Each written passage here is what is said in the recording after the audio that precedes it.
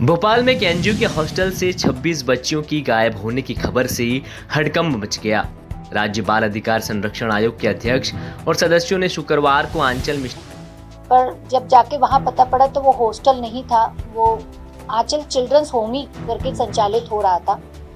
और जो उसके संचालित करने वाले अनिल मैथ्यू लगभग जब से चाइल्ड लाइन चालू हुई है भोपाल में, रेलवे चाइल्ड लाइन संचालित करने वाली संजीवनी के डायरेक्टर है और उनको ये सारी चीज़ें बहुत अच्छे से ज्ञात था।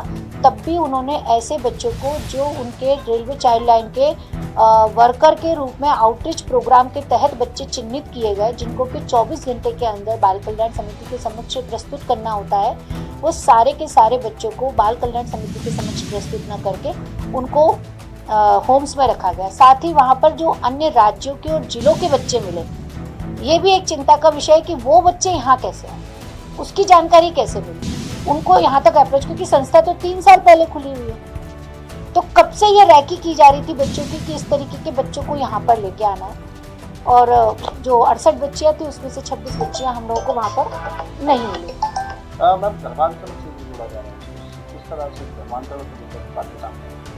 धर्मांतरण को लेके बच्चों से जब बातें की गई कि उनके पूजा पद्धति की क्या दिनचर्या है, तो उसमें केवल और केवल यीशु की ही प्रार्थना थी।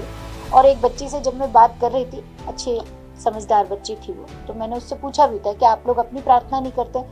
तो बोले हम लोग करते थे, एक लड्डू गोपाल जी की मूर्ति थी पर उसको पानी में विसर्जित करवा दिया।